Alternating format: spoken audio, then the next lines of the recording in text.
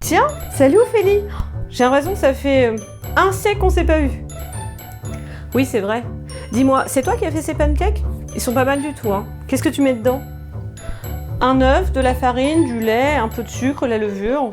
C'est assez simple. C'est chouette, ils sont super bons.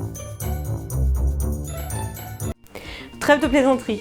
Le but n'était pas de vous montrer mes talents de comédienne, mais de pointer que dans ce dialogue qui avait presque l'air naturel, il y avait de nombreuses figures de style qui atténuaient, exagéraient ou amplifiaient mes propos. Par exemple, lorsque j'ai dit « cela fait un siècle qu'on ne s'est pas vu », j'ai utilisé une hyperbole. Lorsque j'ai listé les ingrédients pour faire les pancakes, j'ai fait ce qu'on appelle une accumulation ou une énumération. Et en disant qu'il n'était pas mal du tout, j'ai fait ce qu'on appelle une litote. Tout cela pour vous dire que les figures de style que l'on va voir dans cette vidéo sont pour la plupart des figures de la vie courante, c'est-à-dire qu'on les utilise sans forcément y faire attention, mais elles sont bien réelles et bien utiles. Avant de commencer, n'oubliez pas de liker la vidéo et de vous abonner. Et si vous êtes prêts, c'est parti! Atténuer. Commençons par la litote.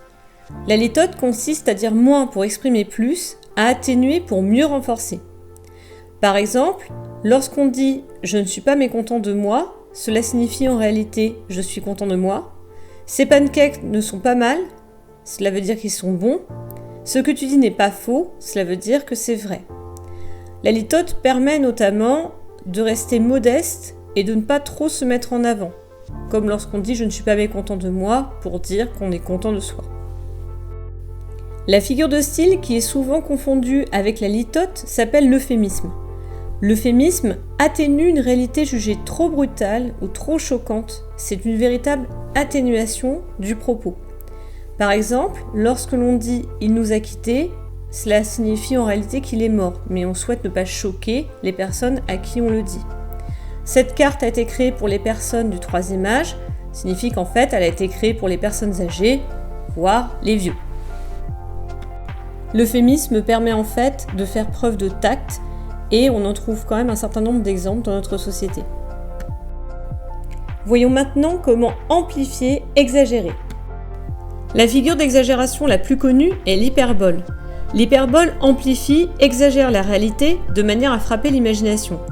Par exemple, lorsque l'on dit « j'ai raté mon contrôle, c'est une catastrophe planétaire », il s'agit là d'une exagération.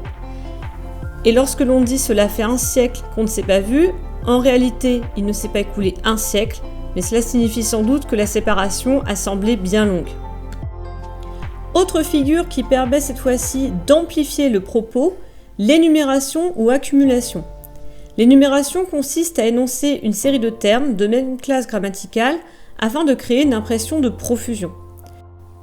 Dans l'extrait suivant, en plus du bagage obligatoire, nous trouvons bien moyen d'y mettre quelques boîtes de conserve, du tabac, du chocolat, des bougies et des espadrilles, voire du savon, une lampe à alcool et de l'alcool solidifié et des lainages. On voit bien qu'on a une belle accumulation qui montre tout ce que les soldats de la Première Guerre arrivaient à mettre souvent dans leur bagage. Autre figure d'amplification, la gradation. La gradation consiste à accumuler des termes en les classant, notamment du plus faible au plus fort. Par exemple, lorsque l'on dit « il gémit, il cria, il hurla », on voit bien que les termes passent du plus faible au plus fort. Ou encore, vous avez cette merveilleuse citation extraite de Cyrano de Bergerac d'Edmond Rostand, cette fameuse réplique « c'est un roc, c'est un pic, c'est un cap, que dis-je un cap, c'est une péninsule ». On voit bien ici une gradation ascendante des termes. Enfin, nous allons nous intéresser à une figure de style qui joue davantage sur la construction des mots, mais qui permet, par cette construction, d'amplifier le propos, d'insister. Il s'agit de l'anaphore.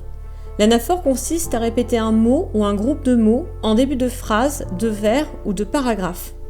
Par exemple, dans le poème Liberté de Paul Éluard, on trouve « sur mes cahiers d'écolier », sur mon pupitre et les arbres, sur le sable, sur la neige, et vous avez l'anaphore de sur quelque chose qui revient tout au long du poème. Cette anaphore crée un effet d'insistance, d'amplification qui donne une réelle force au poème. À présent, testez-vous. Voici 6 exemples et chacun d'eux correspond à un type de figure de style que nous avons vu dans cette vidéo. Je vous les lis pendant que vous réfléchissez. 1. Des pensées, des œillets, des ravenelles, quelques rosiers agonisaient au fond de ce puits sans air. Maupassant. 2. J'ai reçu une avalanche de cadeaux. 3. Je ne joue pas trop mal aux échecs. 4. Cet espace est aménagé pour les personnes à mobilité réduite. 5. Je me meurs, je suis mort, je suis enterré. Molière. 6. Rome, l'unique objet de mon ressentiment. Rome, à qui vient ton bras d'immoler mon amant. Corneille.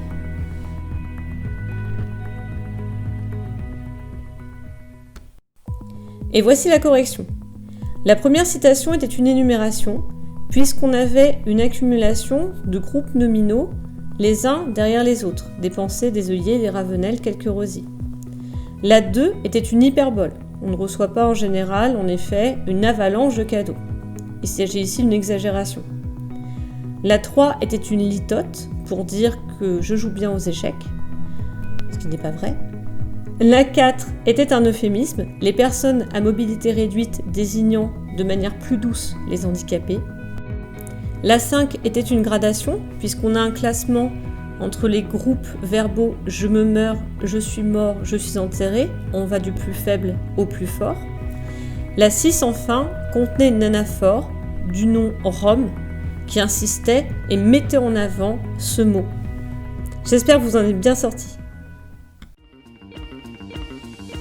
J'espère que cette vidéo vous a plu et qu'elle vous a paru claire.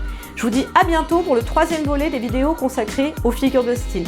Et n'oublie pas, abonne-toi, ça t'apprendra.